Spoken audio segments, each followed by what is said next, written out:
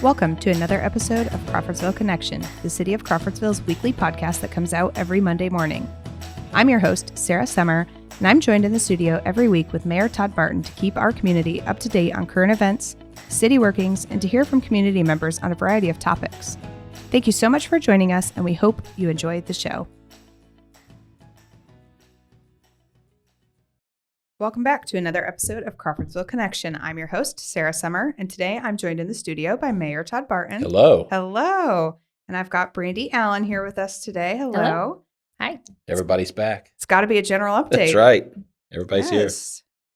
Mayor, you were gone for a week again, and Yeah. you missed out. There's going to be more of that this summer. Yes. So Busy guy. it's that time of the year, we go to conferences and present, and we go visit with our businesses. So Yes. Yeah. Lots of good stuff happening. good stuff. That's how you make things happen, Absolutely. or at least try. Well, we don't have any announcements because this is all going to be covered in our general update. Yeah. Yeah. It's all there, I It's think. a shorter episode. It's a little shorter. That's good. Yes. So some things there's not movement in a month's time, and some things there's a lot of movement. You never know. Yep. So, yep. Well, we'll start right off with our state legislative session talking about the property tax reform. Yeah, they are nearing the end. I mean, they still have a little ways to go, but nearing the end of the session. So I know this comes out on Monday morning, and I just learned right before we started recording that the House version, the House amendments to what was called Senate Bill 1, which is the property tax reform bill, is supposed to be released on Friday afternoon, and it's supposed to make its way to House Ways and Means on Monday morning when this comes out. So Okay. none of us know what that looks like yet. Right. If we could rewind, you know how that goes. But Yeah. so as of time of recording, we don't know. We've not seen it, but every indication is that they're working hard to find some moderation in there that accomplishes some of the goals, but doesn't get too carried away. So Right. we'll see. As I've said before, as it was originally proposed by the governor, we've had all the experts run the numbers, and if it goes that way, there'll have to be pretty significant cuts to city services because it's just simple math, folks. So, so we'll see where it ends up.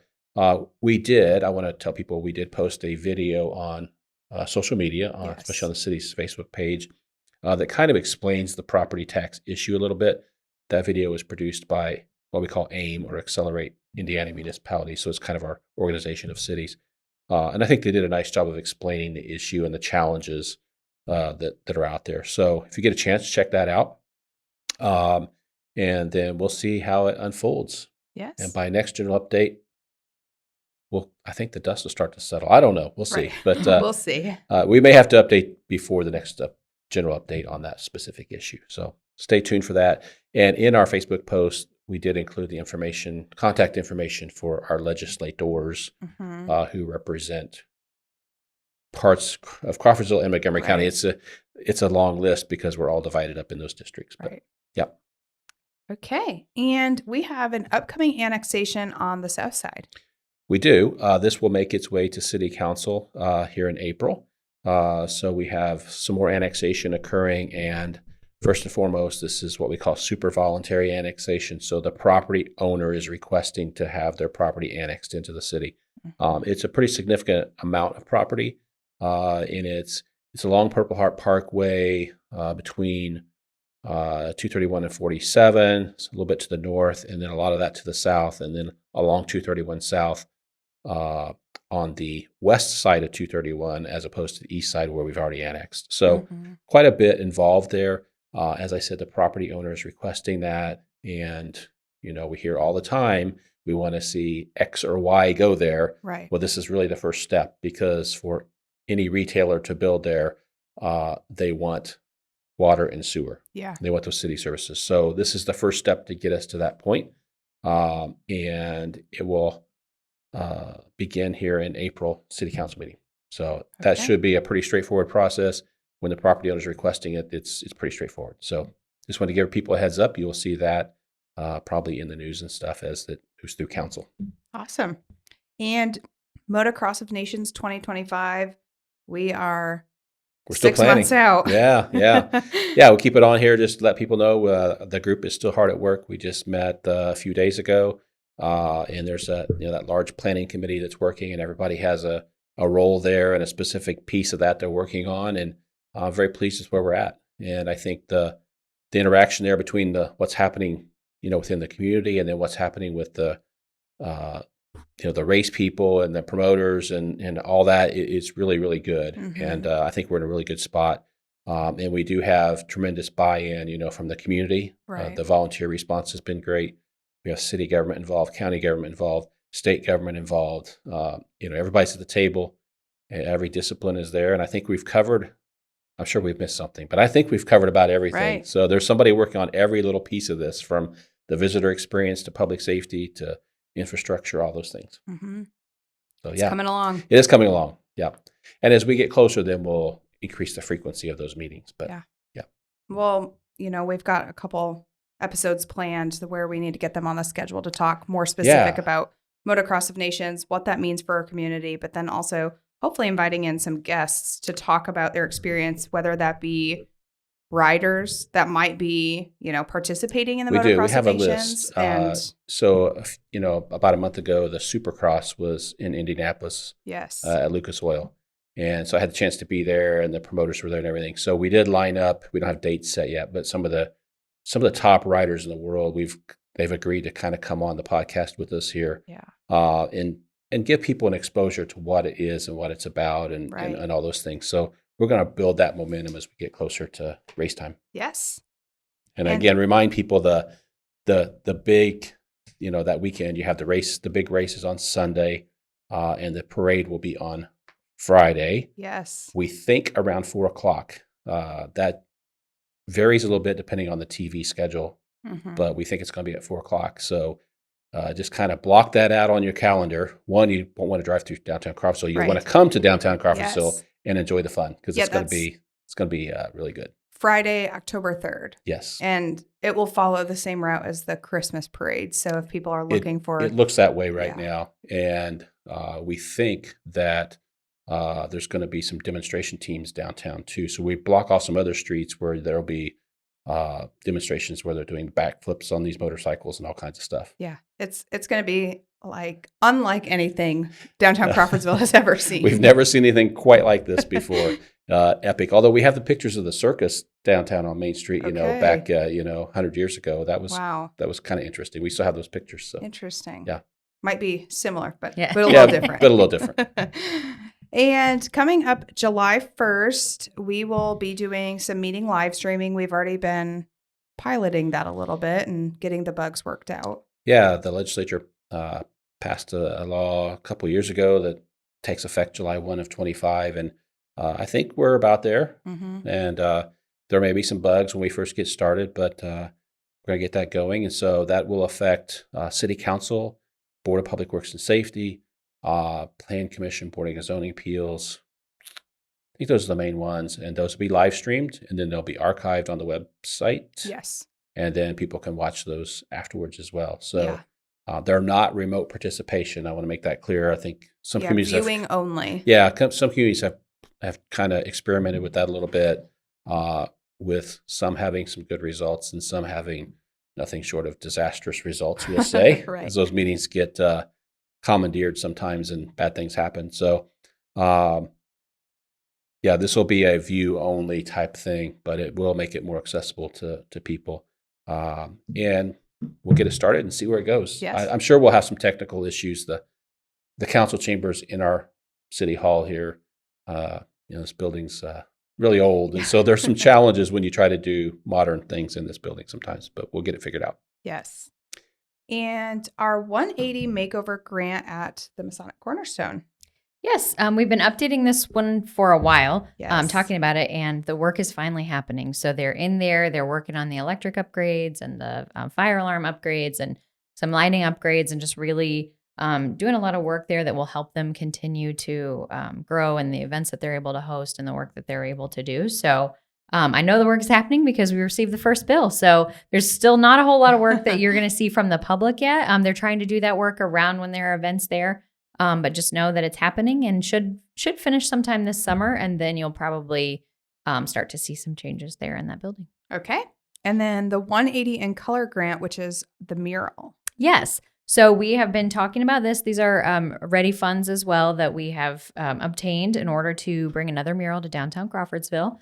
The committee did meet and we were able to narrow down an artist. We just need to finalize a few things, get a date and things like that, and then we can release that to the public. But that announcement should be coming pretty soon, and I think the community will be really excited about what we're going to see there. Awesome. And that we should see, fairly quickly. It has to be wrapped up by September.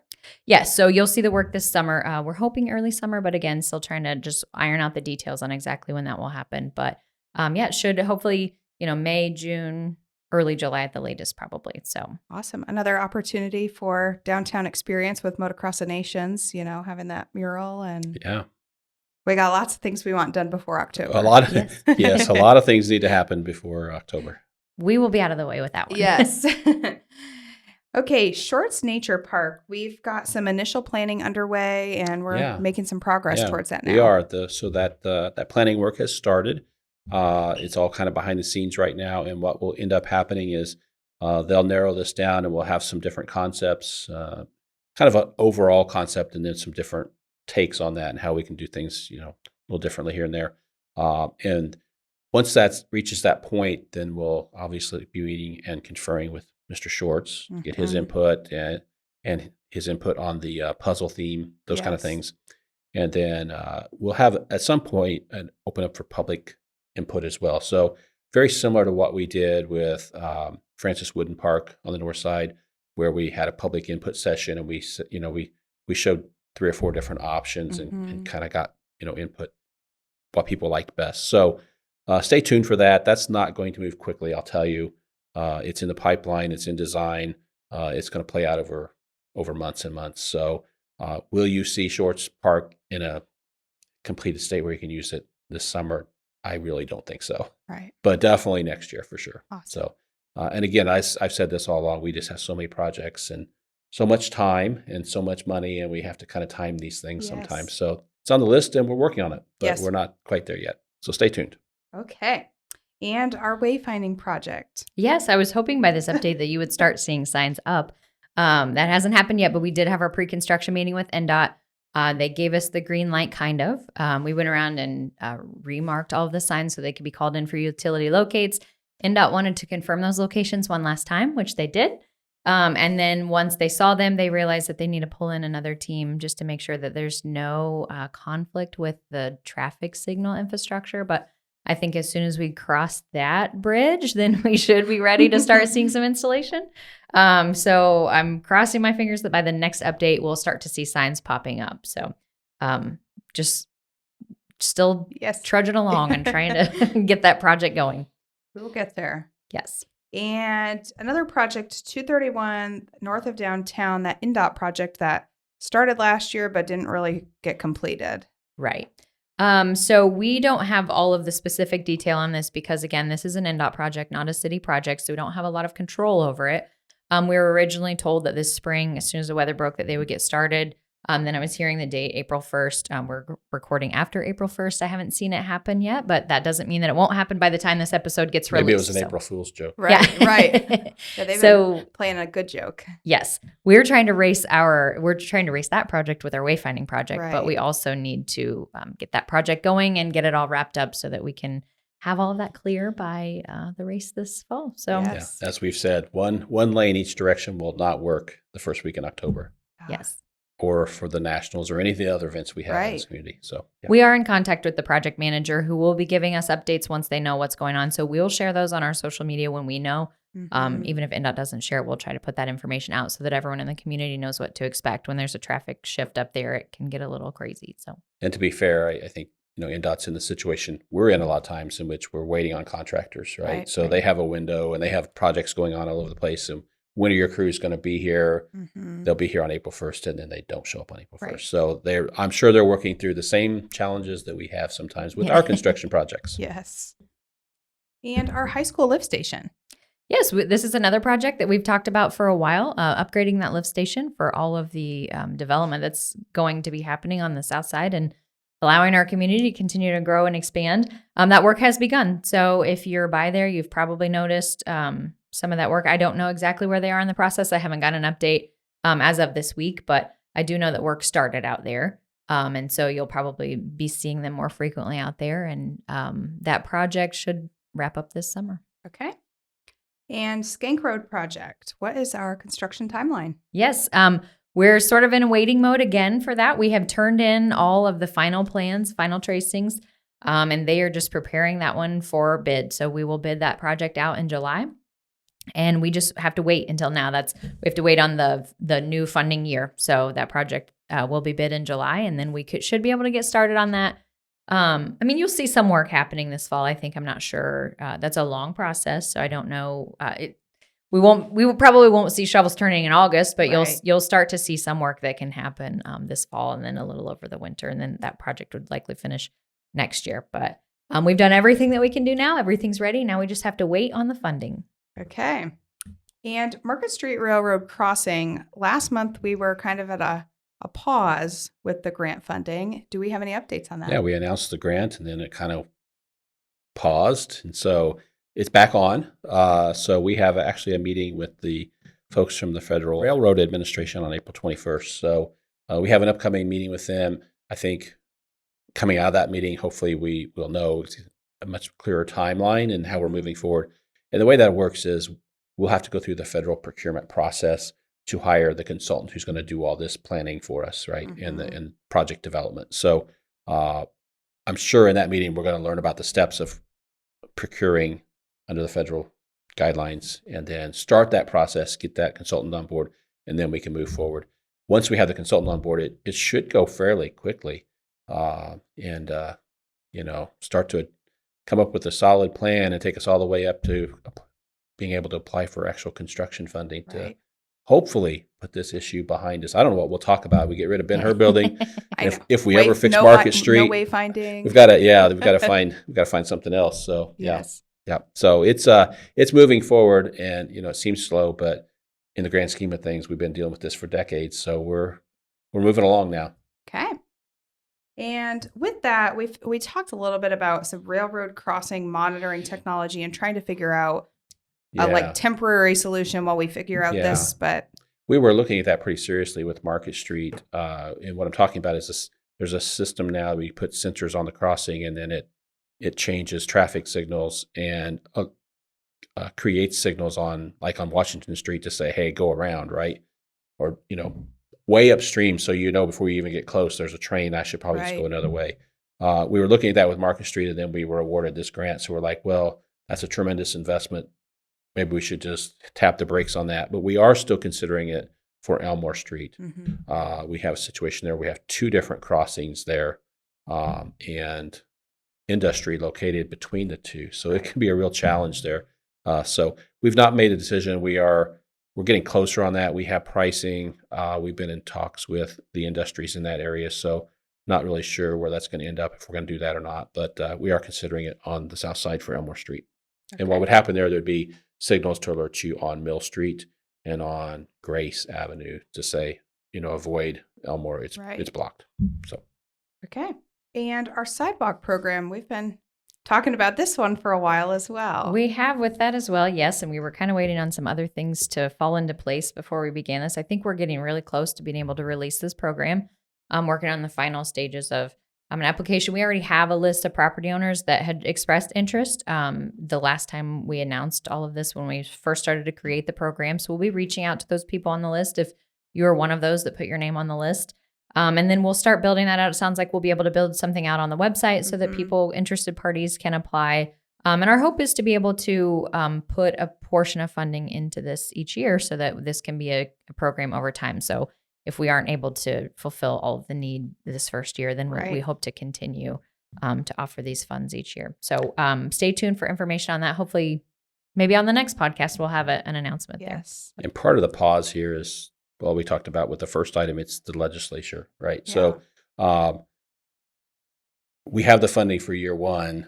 What that looks like in coming years, it's going to depend on what happens this year in the state legislature. So we're kind of waiting to see how that dust settles so we know what we can or can't do moving forward. And I think we have a very solid plan now if things don't get changed too much. So that's our plan. And again, this just increases the the match from the city. So property owners would still invest some, but then the city would invest more than they ever have to replace those sidewalks. And I'm hopeful we can really concentrate on those areas where we've already replaced the ramps. So that's the really complicated, expensive part. If we can just start connecting those, we'll have a very good start. Okay. And Shelley Drain, what is our project status and the timeline moving forward with that? Yep, that project has also begun since the last podcast or the last update that we gave. So that work did start. They started clearing some of the trees and prepping the ground and things like that. I do know there's been a little bit of a delay, and I think a lot of that has been some weather related. Right. But I anticipate that project should continue to move along. They were originally anticipating about a month. We might see it last a little longer than that. As usual with these projects, things come up. There's starts and stops and pauses, but otherwise that project's still moving forward. I know there was some a little bit of scuttle out there that the project had been pulled, and that's not the case. We just had issues keeping the contractor on the site after a couple of things going on, weather related and things like that. So you should continue to see work out there, and we'll keep you posted on the progress. Okay. And we've heard from a few residents upset. I'll just say that. But, trees have to be removed for these projects. Yeah. And when you look back historically at what's gone wrong in our community, and, we want to complain about Shelley Drain not working. When you plant trees in the drainage right away, it will not work. Right. And so to fix this, you have to remove some of those sometimes. So everything that's being done is in the publicly owned right away. But I understand, when you live there and there's this tree that looks like it's out in your backyard and it disappears, you're upset. But that's what we have to do to get it fixed, to get the water to move through where it needs to move. Right. And connected with that in some cases is the Hamilton Street drainage work. Do you want to talk a little bit about that? Sure. This is another project. For those that aren't familiar with where that is, it's kind of over in the general area of Dairylicious. There was some work that happened there. The railroad asked us to stop that work and go through a little bit of an approval process with them. So we have been trying to comply with that. We have submitted the permit application, the plans, the fee, and now we just wait on CSX to give us the go ahead to get back in there and finish up. I think it's about a half a day's work that needs to be finished, but once we get approval for that, we'll get right on that project and get that finished and buttoned up. And that should really help the drainage in that area, especially with those property owners along that rail right of way there that happen to see a lot of issues from the drainage in the area. And our Sugar Creek Erosion Grant, phase 2 and 3. Yes, this is another one I feel like we've talked about forever. For a long time. Yeah, we had a great meeting with the neighbors on Wayne Avenue and in Sugar Cliff that are affected by the erosion on Sugar Creek. And we were able to put together an application. We had almost everyone sign up to participate in the program. So how it works is we submit an application to the state of Indiana, and then the state will submit an application to the federal government for funds, basically to acquire those homes and allow them to relocate. And then we just can demolish those properties and create kind of a just green land, trees, shrubs, grass, just allow nature to kind of run its course. So we have submitted everything that we're required to submit to the state of Indiana, and now we wait. There has been a little bit of a delay because when all of the federal funding was frozen, the notification of funds was not released for this project yet. So there's a little bit of delay of the availability of funds through the federal government, but the state is moving forward to prepare the application. So they'll be ready to submit as soon as those funds are released. And then hopefully we're awarded and we can move forward on phase 2 and phase 3 of this project. We've combined it all into one phase since it tends to take a little bit of time. So we're hoping to be able to finish up this project and help out those property owners in the area. Okay.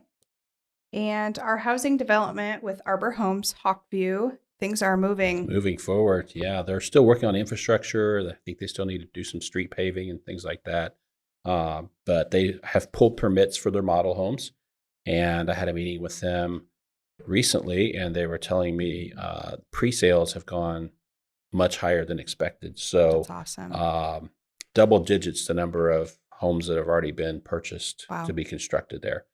So that is moving forward, and you will see a dramatic change there in the coming months once the weather breaks. So a lot of construction will be happening there.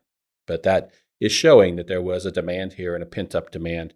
And then also on the housing front, I know I talked about this before, but we're still working a lot of other housing pieces as well, especially along Purple Heart Parkway on the south side, the newly constructed portion. So all told, if you think about the multifamily with the apartments that, are being proposed on Purple Heart Parkway, and we think that project is going to start moving forward in the coming weeks with, final approvals for some of their things. You could see it if you look at Arbor and see the multifamily and see the other housing that's being considered, and I think it's going to happen, about 1,000 new doorsteps, living units on the south side. So that's pretty significant growth and exactly what we need if, we're going to fill the job openings that are available in our community. Absolutely.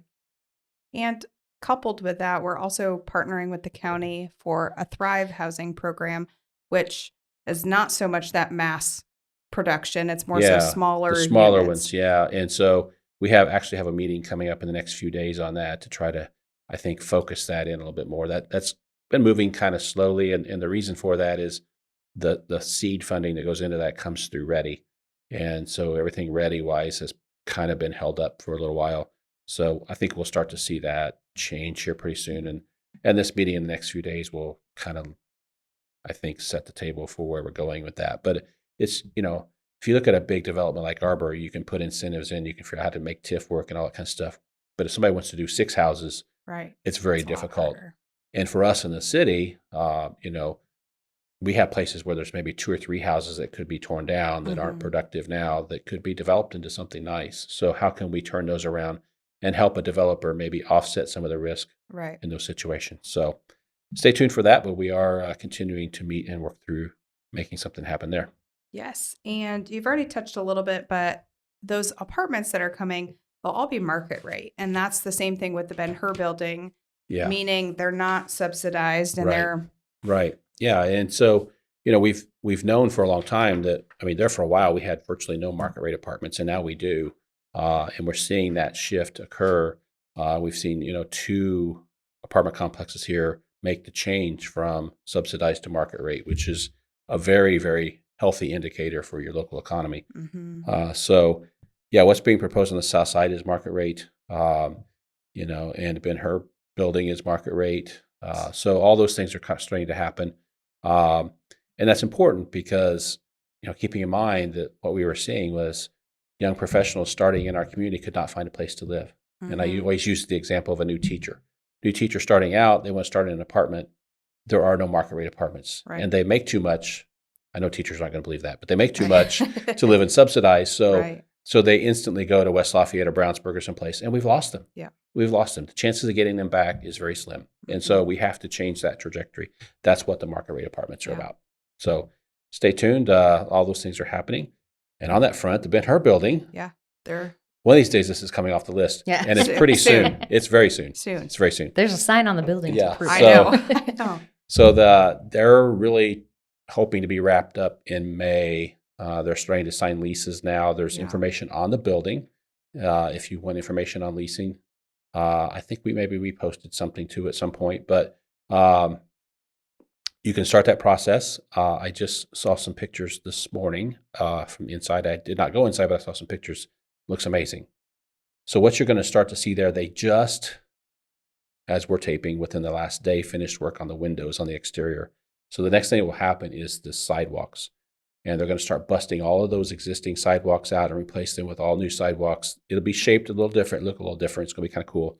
But they wanted to wait until they were done with the windows because they had all the lifts on the sidewalks and stuff. They want to tear the new stuff up. So they've now crossed that threshold. And in the coming days, maybe even by the time this gets released, they'll be busting out the old sidewalks and start preparing the new ones. And the hairnet is off. The hairnet is off the top. It's looking really good. That was up there a lot of years. So.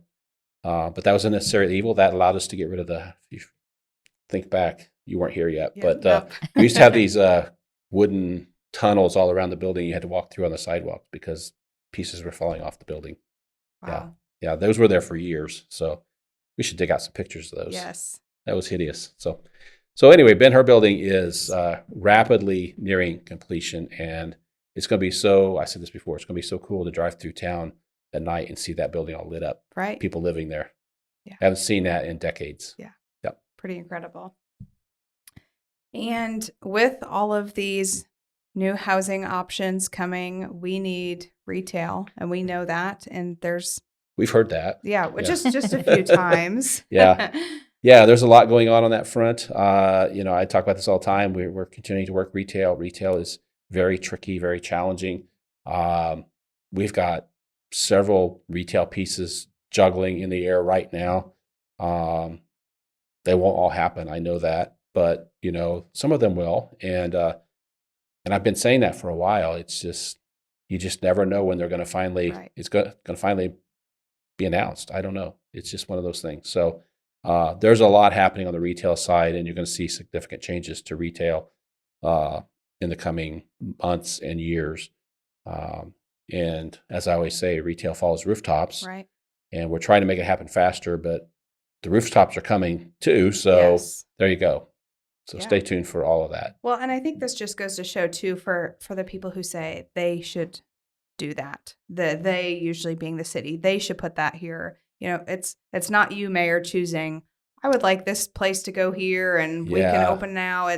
Go back to the fundamentals. We're a free Yeah. enterprise system, right? And so businesses make their decisions right. based on data, Yeah. and those kind of things. So there is like I said, there's a lot happening there. Pretty exciting. And it does, if you think back, we did the retail gaps analysis. The things that are in the pipeline address those weak points in that analysis. I mean, obviously groceries, huge on the list. Aldi's going to be done before long. There's other potential grocery in the works, so that gets addressed. Clothing was on the list, all those kind of things. Yeah. And that study's helped us so much being able to show because of the reliance Right. on data. Yeah. We were able to prove this, that we have that's this gap. necessary. Yeah, well, it's not enough for me to call, developers or retailers and say, you should come to Crawfordsville. It's a great place. And Facebook everybody on says so. Facebook says you should be here. They don't care. Yeah. They want to see numbers and data Right. and know that they can succeed. And Right. We're able to show them at least enough data to get them interested, and then they take it from there. Absolutely. Do you have any specific update on Aldi? I do not have specific dates other than I noticed they're starting to work on the parking lot. So Yeah. I think we're getting pretty close. As soon as we know something about an actual date, we'll let everybody know. But if you drive by there and follow that project, they are working all the time. Yeah. They're So ready to be open too. They want to be open for sure. Okay. And our economic development activity. Yeah, continues to be strong. We're very focused on our existing business and industry, right? And so we spend a lot of time working with them, our business retention visits, all those kind of things. We talk about the expansion projects and all those.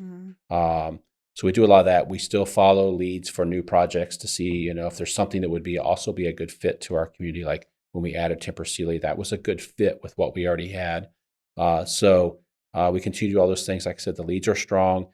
We still see a lot of really huge leads that just aren't realistic for our community. They need thousands of acres or massive quantities of electricity that we cannot supply, or it's 5,000 jobs, which we can't supply the people Right. for 5,000 jobs. So those kind of things. So I think we're in a good spot there. Obviously, everybody's watching the economy and what's going to happen and all those kind of things. But everything continues to be pretty strong on the economic development front, and we will start our business retention visits here real soon. So, Okay. And some of those announcements we made over the last year, we've got Weaver Popcorn, Ira Whiskey, and Fairfield Inn. Do we have any updates on those projects? yeah, I'd say the best thing to do is drive through the Commerce Park, Yes. and you'll see like dirt moving everywhere yeah. and all those. So Ira Whiskey, when you drive down Concord Road, right across from Wellbrook, that's under construction. They're moving dirt there. There's been some confusion. Some people think that's the hotel, the Fairfield Inn. It's not. That's Ira Whiskey. And then as you go around the corner on the east side, there is Weaver Popcorn. They're moving a lot of dirt. And then the Fairfield Inn project, they're not moving dirt yet, but they're going through a lot of the approvals and design work and that kind of stuff. So they'll probably break ground pretty soon. Okay. And then on the economic development front, I didn't put this on the list, but I do want to touch base. I get asked about this a lot, and I talked about it in the Chamber's legislative luncheon. We get asked about tariffs and what are the effects locally of tariffs. And the answer is complicated for sure, but it's mixed, right? And so there are some businesses in our community that are going to benefit greatly, i.e. Nucor Steel will benefit greatly, I think. Others, it's a concern. And And the reality is it will be good for some of our businesses, and at least short term will be a real challenge for some of our businesses. And the reason I say that is, well, one, we've already heard from some of our businesses. They're not sure what they're going to do to adjust.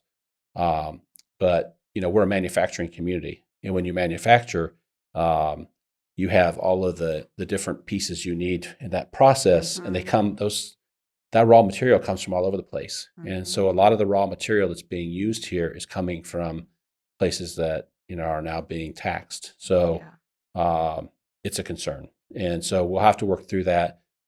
Now, the obvious answer is just source those things domestically, but you can't change that instantly overnight, and you can't lose money for a year while you figure it out. So there will be winners and losers locally in the tariff issue.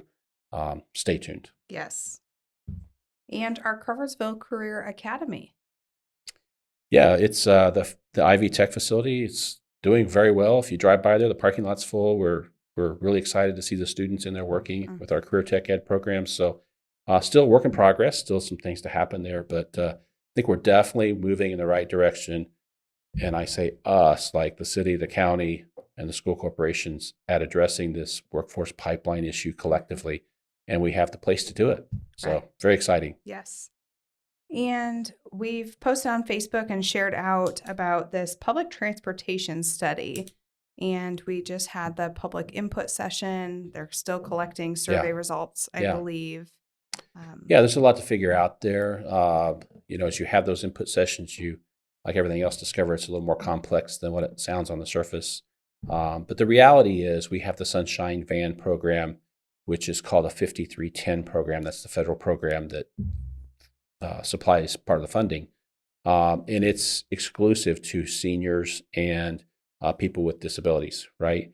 And so it can't be used for other purposes like workforce, like, people need to be getting to work and things like those things like that. So we've been told that the 5310 funding will end in a couple of years. We need to think about transitioning. So we're looking at transitioning to a 5311, which will allow us to serve the current Sunshine Van users, but also allow us to expand it to others. So once we do that and can expand it, how do we shape it? Who do we serve? Those kinds of issues have to be discussed. And we hear from our employers, right? I mean, some of our employers, it's not an issue, and some it's a profound issue getting employees to work. So a lot of discussion there. They have a very good consultant on board that's helping sort this out, and I'm confident we'll have some kind of direction in the coming months. Okay. And we will be applying for grant funding based on that. Yeah. Perfect. And our Montgomery County Early Learning Center. Yeah, this might be our last update on the Learning Center because it is officially open. Since our last meeting, we attended the ribbon cutting. There were a couple of community open houses, and they opened for business on March 17th. So we have children taking advantage of this already. I don't remember the exact number, but I think we're approaching 50% full, which is pretty impressive after they've really only been open, a couple of weeks. And now that it's there and open and people can see that it's there, I think we're starting to get a lot more interest in that program than we had kind of before it opened when everyone was waiting. So I think you'll continue to see good things there. But we're really excited to have that facility open. We're really lucky that we've had such great partnerships and able to make that work. And we just, I guess, want to thank again all the partners involved in that, to make that a reality. Yeah, it's one of those things we kind of take for granted in this community. Everybody working together. It doesn't happen everywhere, really. I mean, and that is being used as a national model because you've got city government, county government, state government, community foundation, all these businesses all coming together to solve this problem. And most places you don't get that. So very cool.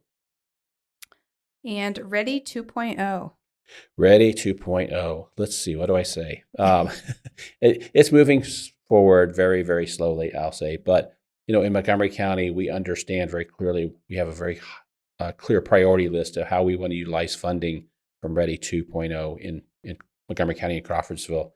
It's just a matter of making sure the region, tidies up Ready 1.0 to allow us to use 2.0 funds. So the timing's a little off on our recording here because we'll have an important meeting. By the time this comes out, I think it'll be settled, but by the time we're recording, it's not. So I'm not sure what to say there. But stay tuned for that. But our focus in this community is infrastructure and infrastructure for housing for sure. So hopefully we can start accessing Ready 2.0 funds in the coming months and make some of those projects happen. Okay. And our EPA Brownfields Grant 2.0. Yes, we've talked about this project for a while as well. We finally have our request for proposals out. It's live on the website and has been posted in the newspapers now. So at the end of this month, we'll open bids and be able to choose a consultant and then really get busy working through that project. And just a reminder, if you haven't listened to the last, 12 updates where we've been talking about this, this is federal funding that will allow us to do some environmental research on properties that at least appear to be brownfields. They don't actually have to be confirmed as a brownfield, but if it's a property that hasn't been developed or maybe had something on it in the past and there's a concern there might be an environmental issue, we can take care of all of the testing and in some cases some of the cleanup and get those ready to get back on the tax rolls so that we can make those productive pieces of property within the community. So really excited about getting started on that project. Awesome. That's everything. Wow. I know. Pretty quick, actually. Yeah, it was. That's what happens when we shorten our list because things are getting done. Maybe we want you to do journal updates someday. No, that's not going to happen. Trust me, I don't not going to happen. Well, as always, if there are topics or other things that people want to hear about or you want us to go in more depth on a specific topic, reach out and let us know. And don't forget about Yodel, our community connections calendar and newsfeed. And we thank you for listening. We'll see you next week.